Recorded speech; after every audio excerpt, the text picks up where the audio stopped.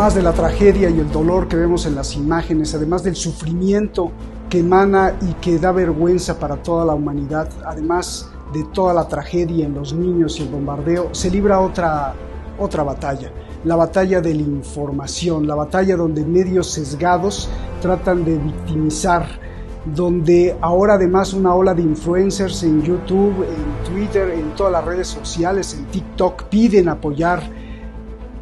Y esto es igual de trágico o peor que las mismas bombas. Además, las decisiones de los gobernantes israelíes que incluso llaman a atentar contra su propia población.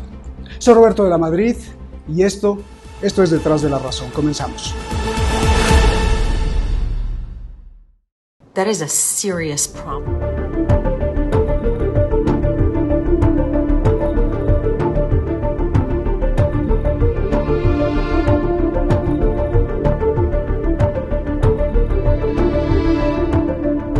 Let's get right to NBC News Chief Foreign Correspondent Richard Engel. It does not seem to be the ground offensive that everyone is bracing for, but we are seeing intense activity.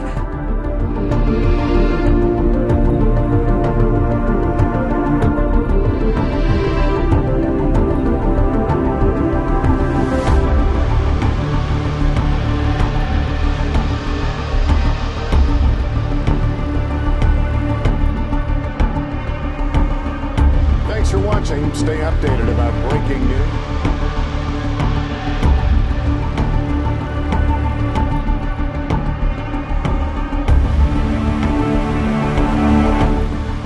You should be raped and dragged through the streets in front of your kids.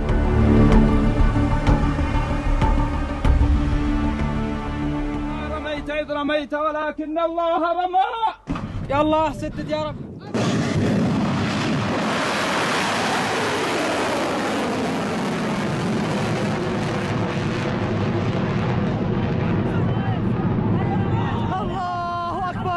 الموت لأمريكا، الموت لإسرائيل، اللعنة على اليهود، النصر للإسلام.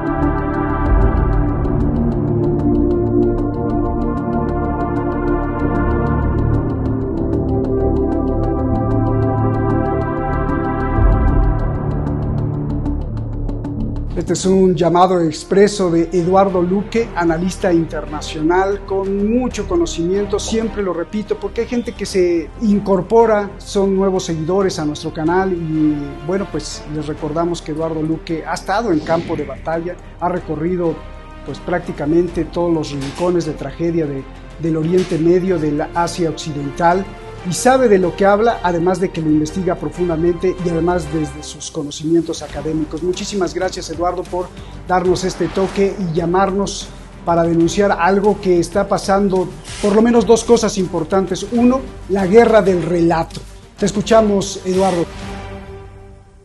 En toda guerra, y más en las guerras híbridas que estamos viendo, el relato, la idea fundamental, es una de las armas que más se buscan, porque consigue, sobre todo, inclinar la opinión pública hacia un lado o hacia otro. Así que estamos asistiendo a una guerra por el relato del genocidio en Gaza, ¿no? Esto es la primera consideración que hemos de tener claro.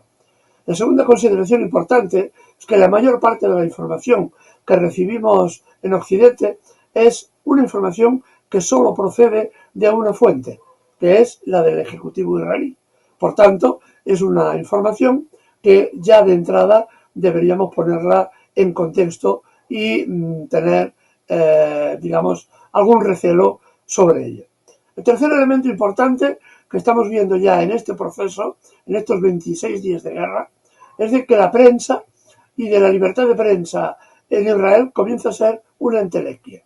Es decir, hace poco el Parlamento israelí dictaba una orden que prohibía con penas de cárcel, persecución, multa, incluso el cierre de emisoras, como así se ha producido, si el relato, las ideas, los argumentos que se expresaban no fueran, adecuados al relato oficial que ha generado el gobierno israelí. Esto fundamentalmente por un elemento importante que está saliendo y que ya Roberto había situado, ¿no? En este momento, a pesar de todo esto, a pesar del silencio que se intenta imponer en Israel y en Gaza, donde han sido cortadas las conexiones por internet, por teléfono, precisamente para que no se sepa la barbarie que se está cometiendo, a pesar de esto, medios israelitas como el diario Haaretz, por ejemplo, los televidentes pueden comprobarlo por internet. Este diario y otras radios pequeñas han entrevistado a los supervivientes de la batalla del segundo día, 7 o 8 de octubre, y muchos de ellos coinciden en que el ejército israelí disparó indiscriminadamente contra todo el mundo, sin diferenciar a unos y a otros, ni tirios ni troyanos. Esto viene también a cuento de otra realidad. En las primeras horas, cuando Hamás rompe el muro y comienza el asalto a diversas localidades, el Ejecutivo israelí no se reúne hasta 8 horas después del inicio de la ofensiva, ¿no? Y el ejército tarda también muchísimo tiempo en intervenir. Y cuando interviene, el diario Haaretz se hace eco, por ejemplo, los pilotos de combate de los helicópteros no tienen ninguna directriz de cómo actuar. Es decir, se les deja a su libre albedrío. Esto uno podría entender que a lo mejor es producto de la confusión en la niebla de guerra, o bien puedes entenderlo de otra forma. El Ejecutivo efectivamente le interesaba una acción de represalia importante, aunque costara muchas vidas de ciudadanos, de civiles israelitas ajenos a lo que estaba pasando, porque así podía montar un relato perfecto que le funcionara para el resto de la contienda, ¿no? Jamás terroristas malos, israelitas civiles víctimas, por tanto tenemos que eliminar a Hamás de donde esté oculta, ¿no? Y la franja de Gaza es evidentemente el lugar donde se oculta. Por tanto, hay que destruir a la franja de Gaza. Esto es también una de los análisis que está haciendo la prensa israelita, aunque ya digo, tiene enormes dificultades ya en este momento para salir a la luz y demostrar precisamente lo que está pasando. Pero las pruebas se están acumulando con una enorme virulencia. De hecho, algo sorprendente, Eduardo, yo no sé si tú has visto, me imagino que sí, pero una gran cantidad de cantantes, por ejemplo, de música pop, de deportistas, de gente del mundo de la moda, cosas así, opinando, hablando de la guerra, hablando como si fueran expertos militares, como si fueran analistas internacionales, como si fueran Eduardo Luque, ¿no? Con un gran conocimiento para pues influenciar o influir en la toma de conciencia de la opinión pública. Esto es dramático, Eduardo. Sí, evidentemente es dramático, pero no es nada normal. Yo me acuerdo precisamente en la guerra de Irak, cómo salía por la televisión analistas militares que no habían hecho ni de mili, ni habían pisado jamás el terreno que decían conocer, que después se demostraba que eran absolutamente falaces. Les pagaban por decir determinadas cosas y largaban aquello por los que se le pagaran, ¿no? Y eran personajes, abundaban en las televisiones, crecían como setas en el otoño, ¿no? Y eran realmente gente que no tenía mayor valor en cuanto al conocimiento de lo que estaba pasando, porque el conocimiento militar es un conocimiento muy complejo y que has de estar muy al día porque las cosas están cambiando de forma rápida.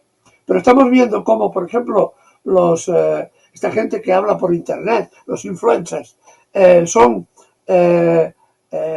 una fuente de información falsa, completamente falsa, para determinados grupos de población, sobre todo gente joven, y se paga a esta gente que no tiene mayor vergüenza en decir las mayores barbaridades, aunque sean mentiras, se les paga para que sostengan un discurso que justifique nada menos que un genocidio.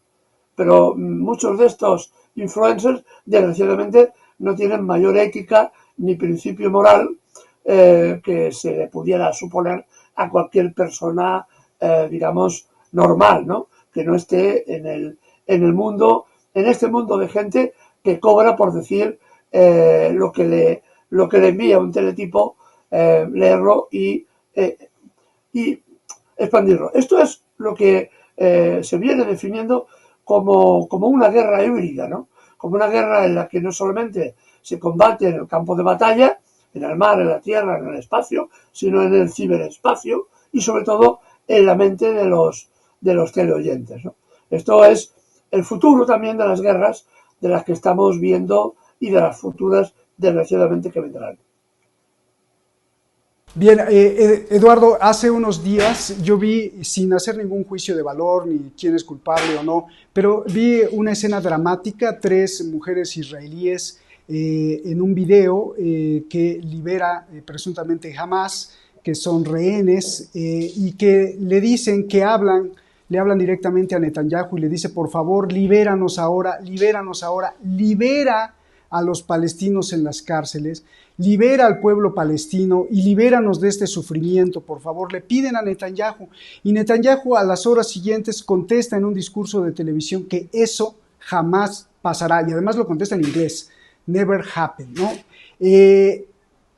Terrible, ¿no? ¿De qué estamos hablando? De una historia que se repite, una táctica que creo que se llama Aníbal, tú sabes más de eso que nosotros, que no vamos a negociar, es la muerte total, eliminarlos con todo y los israelíes, o sea, con todo su propio pueblo. Explícanos esto, por favor, Eduardo. Esto forma parte de lo que al comienzo hemos dicho, ¿no? De que el ejército, el Tzal, el ejército israelí, tenía, en este caso le faltaban órdenes de cómo actuar en el caso de los rehenes y acabó disparando a mansalva contra todo aquello que se moviera, ¿no? De ello, si hemos visto imágenes, por ejemplo, que cuando se analizan con detenimiento, ves las imágenes del ataque a aquella fiesta que se hizo, que causó tantísimas bajas, se ha visto con detenimiento. Cuando miras las imágenes y lo analizas, ves que muchos de los coches que habían sido destruidos y que tenían cadáveres carbonizados dentro, habían sido alcanzados por proyectiles de gran calibre, y las milicias de Hamás no llevan artillería pesada, como muchos morteros pesados, pero no llevan ni grandes misiles, ni evidentemente carros de combate, ¿no? Y mucha de la destrucción estaba producida por armamento pesado, que solamente tenía uno de los combatientes. Esto es la realidad. El objetivo de Hamás en aquella fase fue sobre todo coger a rehenes para poder intercambiarlos posteriormente. Pero el ejército israelí tiene una directiva, como tú bien apuntabas, denominada la directiva Aníbal, que fue creada en 1989. En aquel momento se produjo no sé si fue Hamás o la OLP, ahora no recuerdo bien cuál de los dos grupos fueron, cogieron prisioneros a 3 oficiales del ejército israelí y los cambiaron por 1.150 prisioneros palestinos. A partir de ese momento fueron lo que se llamaron los acuerdos de Gibril.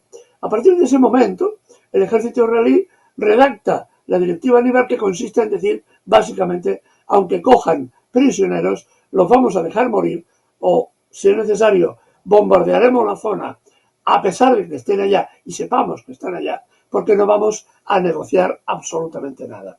Y esto es lo que estas 3 mujeres, prisioneras de Hamás, le estaban pidiendo precisamente a Netanyahu, y el señor Netanyahu respondió como respondió, que jamás llegaría a algún acuerdo. Porque básicamente Benjamín Netanyahu le importa, me perdonan la expresión, un garete, ni la vida de su pueblo, ni los civiles de su pueblo, ni mucho menos los que han sido hechos prisioneros. Les da igual. Benjamín Netanyahu es un personaje, es un político de extrema derecha, neorreligioso, fascista, y que le importa bien poco su propia población. Él tiene con la justicia de su país 3 causas pendientes y piensa que ganando esta guerra, exterminando al pueblo palestino, se le podrá,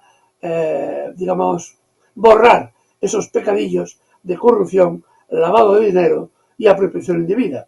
Es decir, él está convencido de esta realidad, igual que está convencido que es la mano de Dios que viene a posarse y a castigar a los infieles, en este caso los musulmanes de Gaza, ¿no? Esto es la realidad ahora mismo del proceso que se vive en Israel, por cuanto que no se está dispuesto a negociar la liberación de rehenes. Únicamente en algún caso concreto, el propio Hamás liberó a 2 mujeres, una de ellas activista por la paz y luchadora de muy antiguo, precisamente por la paz y por la causa palestina.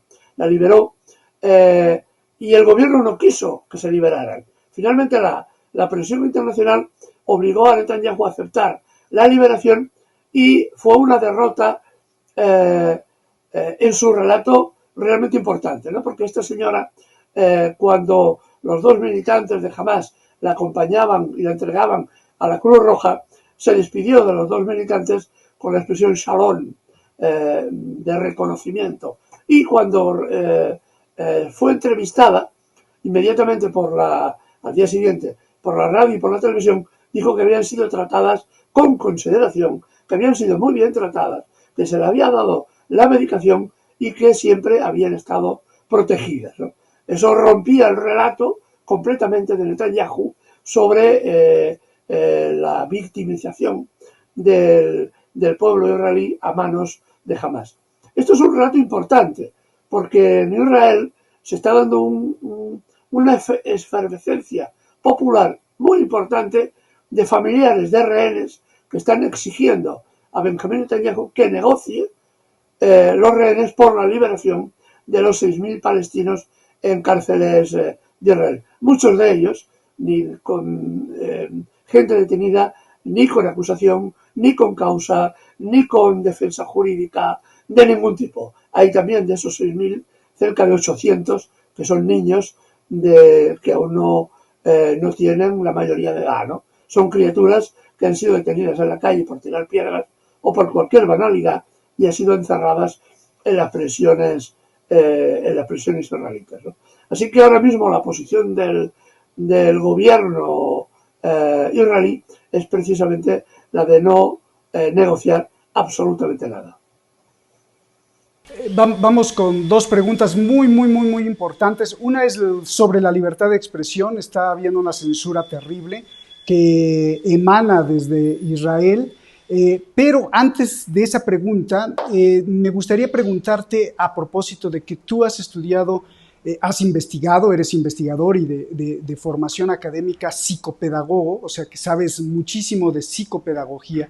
Y esto es muy importante el día de hoy, Eduardo, porque quiero que me expliques o que nos expliques, que le expliques a la audiencia cómo se fabrica la idea en las mentes, cómo le lavan el cerebro. ¿Por qué lo explico? Veo millones de personas, hay millones de personas en el mundo que apoyan a Israel, pero por sentido común no podrían apoyarlo, es decir, con una mente con poquita inteligencia y con claridad, no podrías apoyarlo por la sencilla razón. Imaginemos que Hamas es el lado, la gente del grupo militar o miliciano de Hamas son los malos malísimos del cuento. O sea, imaginemos que ellos son lo satánico y que Israel, el ejército de Israel es el enviado de Dios y que son los divinos buenos. Imaginemos esto, o sea, es una hipótesis.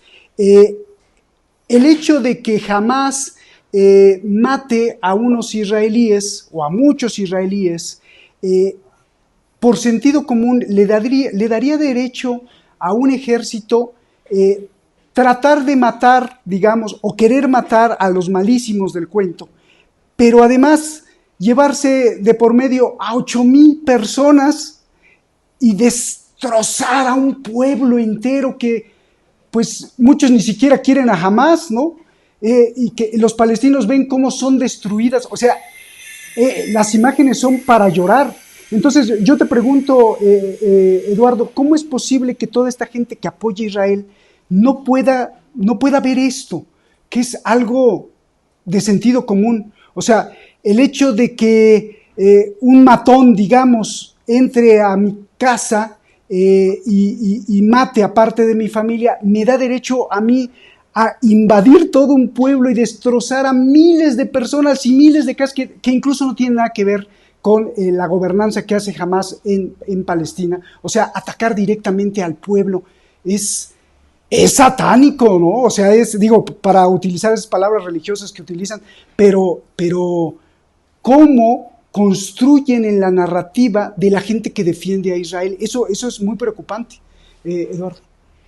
Sí, es muy preocupante. No es tampoco, ni es la primera vez, ni es ni siquiera aleatorio. Es una cuestión que se busca. Uno repasa la historia y, por ejemplo, ves los prolegómenos de la Primera Guerra Mundial, de la Segunda Guerra Mundial, y ves cómo hay una preparación psicológica de masas precisamente para que confluya finalmente en el conflicto y que la gente marche contenta a defender un trapo de colores que dicen que es una bandera y que eso representa a no sé qué país, ¿no? Y los soldados franceses marchaban alegres y contentos a las trincheras donde iban a morir a millones para enfrentarse a otros ciudadanos alemanes que marchaban contentos y satisfechos porque defendían a una patria que no existía y que murieron igualmente a millones en el mismo frente que murieron los franceses. Esto está repetido. Hay un elemento importante y trascendental, que es el conocimiento, o mejor dicho, la falta de él. La falta de conocimiento, sobre todo cuando los sistemas escolares se convierten en masivos, ahí penetra rápidamente el Estado para crear el sentido de unidad de Estado frente a la situación histórica anterior, ¿no? Veníamos del Renacimiento, veníamos de estados diminutos, donde los ejércitos son mercenarios, y es a partir de la creación de los estados y sobre todo cuando se introduce la educación masiva, controlada, como digo, por el Estado, donde aparecen ya, digamos, las características típicas de lo que es la conciencia y la psicología de masas que ahora estamos viendo cómo se reproduce en la guerra. Primero, por tanto, es el conocimiento. Segundo, es la posibilidad de, dentro de esta falta de conocimiento, de simplificación. La simplificación, ¿qué consiste? El blanco y el negro. Jamás, en este caso concreto, jamás terroristas, israelitas, víctimas. La falta de conocimiento, de decir que desconocer que Israel ha ocupado y expulsado de su territorio a los palestinos, nos lleva a la conclusión posteriormente de que la razón es de parte de Israel, que además son blanquitos, se parecen más a nosotros, también hay un factor racial importante, y que por tanto estos son más amigos nuestros que no los personajes de Hamas, que son más árabes, ¿no? Entonces ahí tenemos otro elemento que simplifica enormemente los procedimientos de, digamos, de aclimatación psicológica hacia un bando o hacia otro, ¿no? Como es el blanco y el negro. Nos ponen una televisión de buenos y malos, como las películas del oeste. No hay situaciones intermedias, no hay claros oscuros. A esto le sumamos, evidentemente, el control de los medios de propaganda y tenemos ya un poco el escenario más completo, ¿no? Evidentemente, esto no afecta por igual a toda la sociedad. Hay sectores sociales que siempre salen disconformes con el discurso oficial. Y ahí entra el siguiente factor, que es el factor de la represión política, de la represión social incluida. Por ejemplo, un ejemplo poco, no sé si poco mucho conocido. A finales de la Primera Guerra Mundial, en el año 18, cuando ya se ha producido la Revolución Rusa, divisiones de soldados rusos que combatían en el frente francés se negaron a empuñar las armas contra los soldados alemanes, con el argumento de que ellos eran trabajadores y los soldados alemanes eran a su vez trabajadores, y que quien tenía que rendir cuentas de la masacre que se estaba produciendo eran los grandes productores, los grandes industriales que se estaban forrando con la muerte de millones de soldados en el frente. La respuesta del ejército francés, la respuesta de la clase superior francesa fue bombardear a estas unidades rusas que estaban apoyando teóricamente al ejército francés porque era necesario reducirlo, ¿no? Y esto es lo que está pasando de otra forma en el caso de Israel. Cuando sale el discurso alternativo, que es muy difícil de elaborar, entra en juego la represión política y la represión social, cosa que estamos viendo, por ejemplo, que está ocurriendo en Europa, ¿no? En este momento. En Europa han sido prohibidas las manifestaciones en pro de Palestina, en Francia, en Inglaterra, en Alemania, en Italia, y ya veremos si finalmente también en nuestro país de una y otra forma. Y a pesar de eso, y esto es importante recalcarlo, la población está respondiendo enormemente, no se deja engañar. Cada vez más le cuesta a la casta dirigente, y digo casta en todo el sentido de la palabra, a la casta dirigente convencernos de lo que ellos quieren que veamos. Decenas de miles de personas en Inglaterra, en Francia, en España, en Italia, en los países europeos, en los países árabes, en América del Sur, se están movilizando a favor de Palestina, y eso es porque el relato no están ganando este relato. Las imágenes son tan estremecedoras que no necesitan tampoco grandes explicaciones.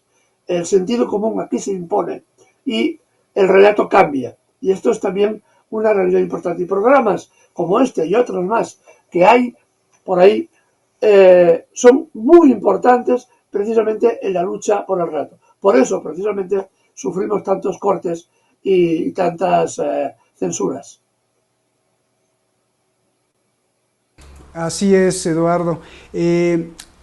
A ver, todos los medios de comunicación, todas las cadenas de televisión y más que tú y yo hemos pasado por muchos medios, pues todos sabemos que todos persiguen una agenda ya sea política y si no es política, pues por lo menos comercial para respetar todos sus anuncios comerciales y pues no ponerse la soga al cuello y hacerse un suicidio económico, porque todos persiguen pues el poder de alguna forma, cuidan el poder económico o el político. Eso ya lo sabemos. Y por supuesto que Al Jazeera pues sigue o tiene una agenda atrás o un patrocinio gigantesco del gobierno de Qatar y por supuesto que el gobierno de Qatar pues tiene intereses muy, muy particulares y por supuesto que así son todas las televisoras del mundo.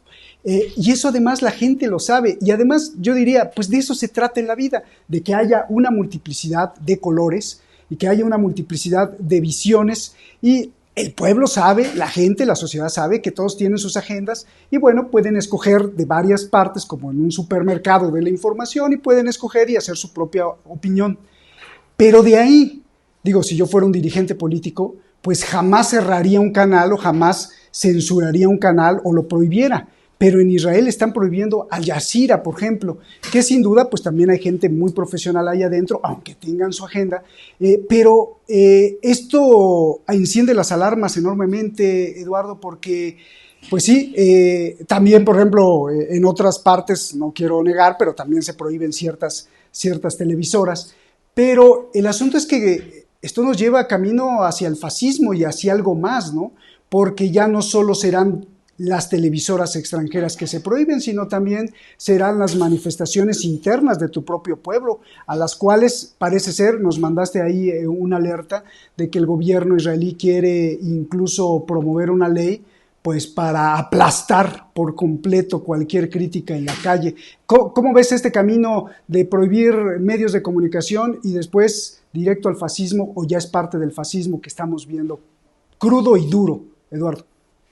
No, crudo y duro hemos de manifestarnos así. Crudo y duro es que una parte de la sociedad, digo una parte de la sociedad israelita, está perfectamente en consonancia con los crímenes que comete y que impulsa su propio gobierno. Y esta es una realidad objetiva. Igual que, y recuerdo, y nos remitimos de nuevo a la historia, una parte importante de la sociedad alemana, muy importante, estaba perfectamente de acuerdo con el fascismo y con Hitler porque lo aclamaban como el héroe, como el dios nacional que le iba a proporcionar a la población una extensión de tierra mayor, puesto que Alemania, según los cánones del fascismo alemán, estaba constreñida en sus fronteras. Lo mismo ocurre con Israel. Israel tiene una constitución donde no están marcados sus territorios. Abarcan desde el Sinaí hasta la zona de Turquía. No fija su territorio, puesto que partiendo de la base de que es un Estado basado en una leyenda religiosa, porque ni siquiera es una religión, sino leyendas religiosas, se cree el pueblo elegido y por tanto puede tener la extensión de territorio que desee o que pueda conquistar, ¿no? Esto por un lado. Por otro lado, sobre esta base, sobre la base religiosa más ultraortodoxa, se reprimen las libertades públicas, la libertad de pensamiento, porque solo hay un pensamiento posible. La de Dios, el criterio de Dios, basado en los libros santos que cada uno utiliza como arma arrojadiza, ¿no? Para los ultraortodoxos israelitas será la Torá y sus mandamientos. Para los ultraortodoxos cristianos será la interpretación de la Biblia. Para los ultraortodoxos musulmanes serán el Corán más riguroso, pero evidentemente cuando estas sociedades toman como base principios no racionales, sino sentimentales, es muy fácil caer precisamente por la pendiente del fascismo, que es lo que está ocurriendo en Israel en este momento.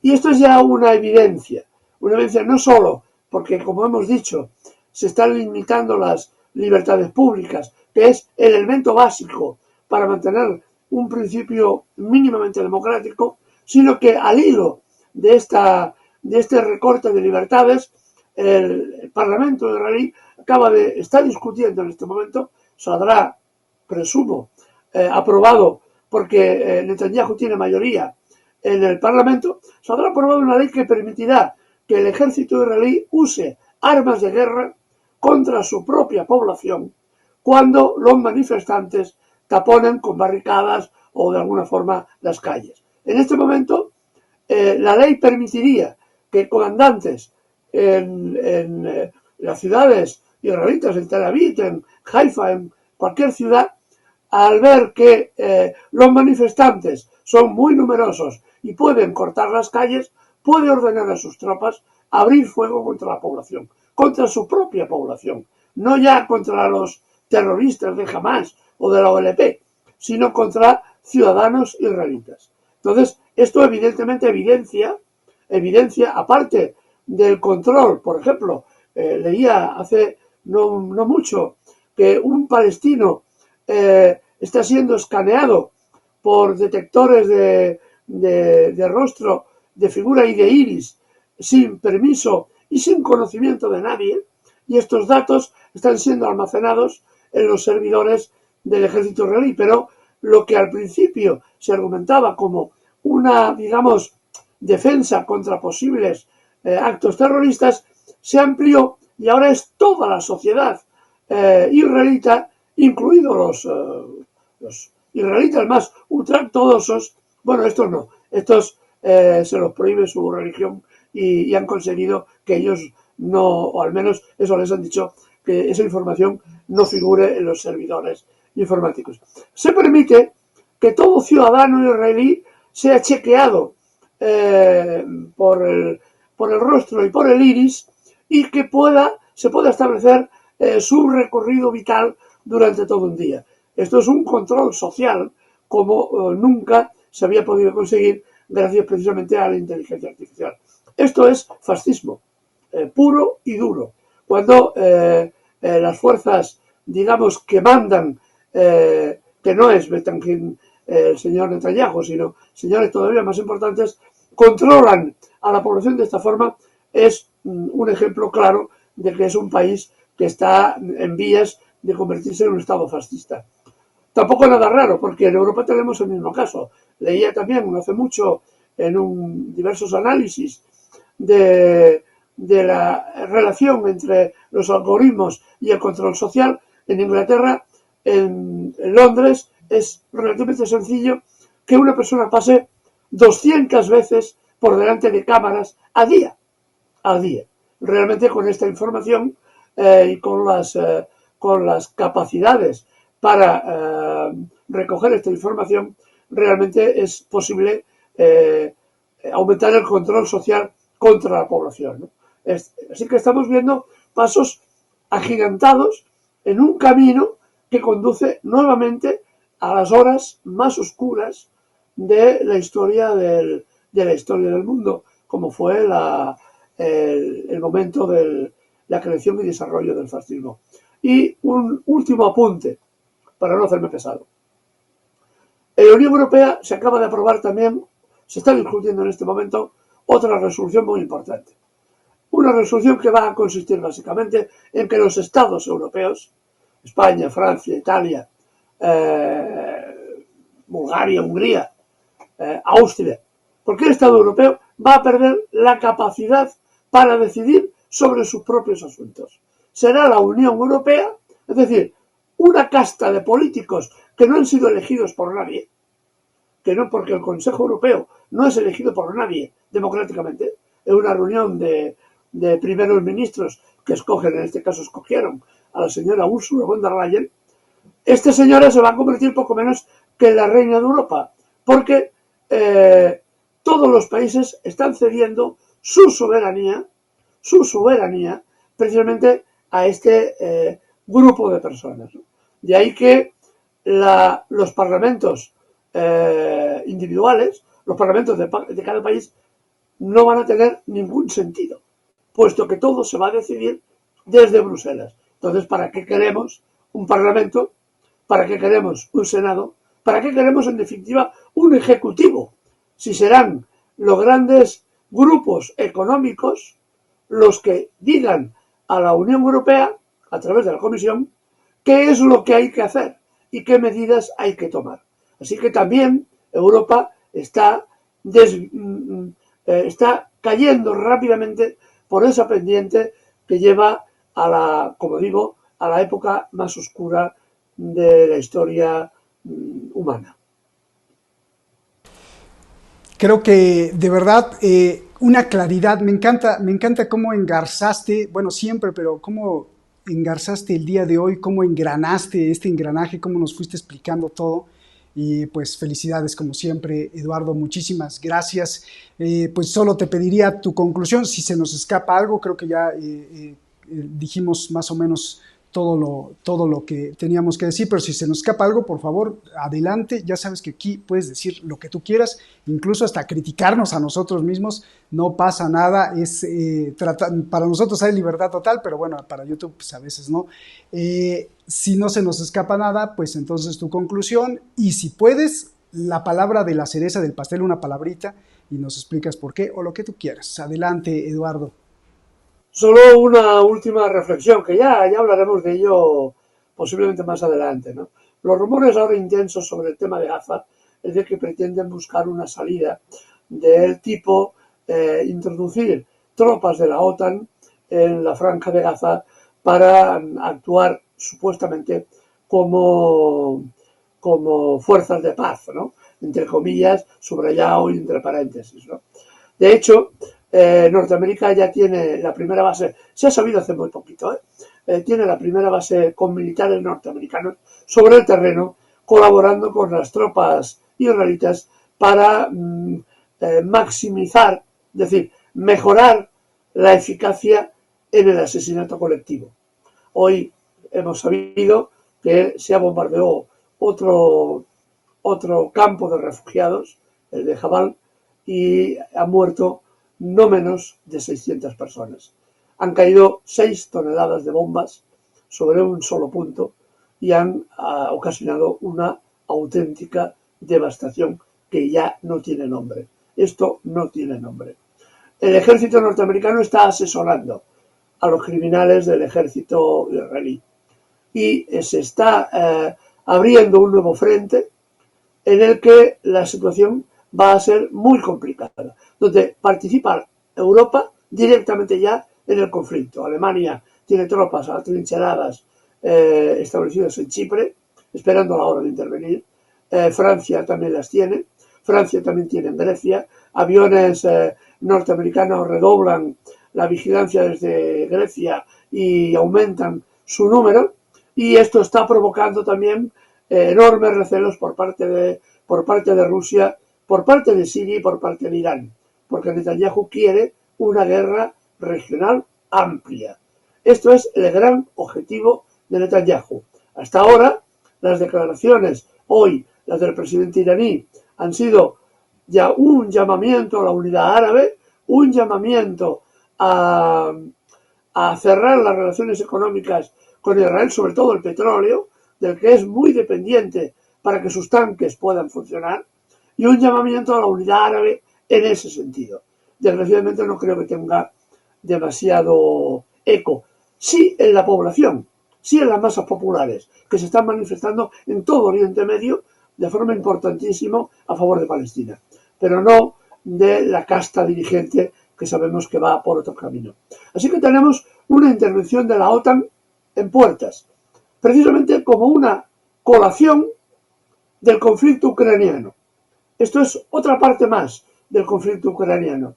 Estados Unidos pretende dominar el norte de África para cerrar las bases rusas en Siria y evitar que China establezca la ruta de la seda que pasaría desde Irán pasando por Irak hasta Siria y hasta el Mediterráneo, y poder yugular la ruta de la seda que están potenciando los chinos, precisamente llevando infraestructuras a países que los necesitan, especialmente como el caso sirio, ¿no? Esto es otro de los elementos que están en juego en este momento y que nadie parece tener en cuenta, ¿no?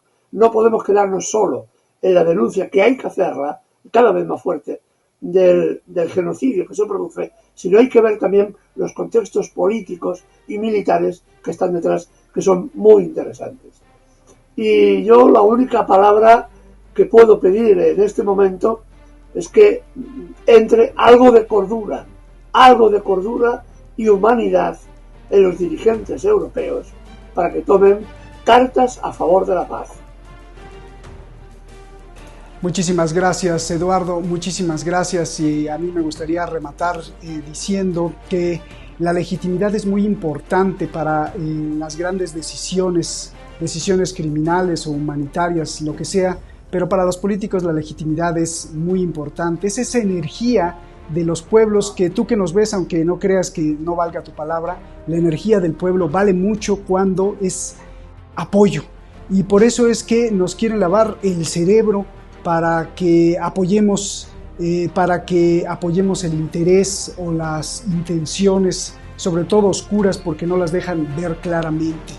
Pero esto nos lleva a una conclusión, y déjame tomar tu palabra, Eduardo, que dijiste conocimiento, o más bien la ausencia de conocimiento. Está bien que nos quieran lavar el cerebro, pero también es nuestra gran responsabilidad, tuya que nos ves en cualquier parte del mundo, mía, de cada uno de nosotros, de buscar, de investigar. Esto no es un partido de fútbol y nunca ha sido un partido de fútbol. Es decir, le voy a uno o apoyo lo que dice uno o censuro lo que dice el otro o cancelo lo que dice el otro o cancelo un bando. No, esto se trata de que uno tenga la responsabilidad de investigar.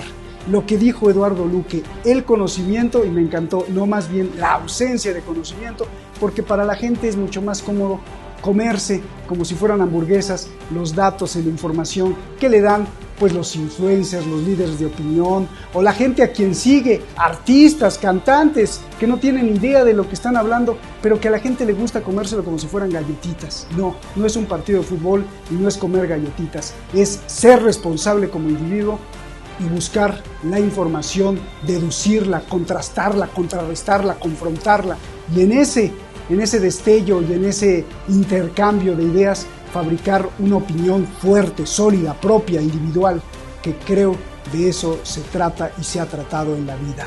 Muchísimas gracias, Eduardo, un abrazo, hermano, gracias por estar en esta trinchera, siempre levantando la voz y tratando de denunciar todas las atrocidades. Muchísimas gracias, saludos a toda tu familia y a ti que nos ves en cualquier parte del mundo, muchísimas gracias, nos vemos, hasta la próxima.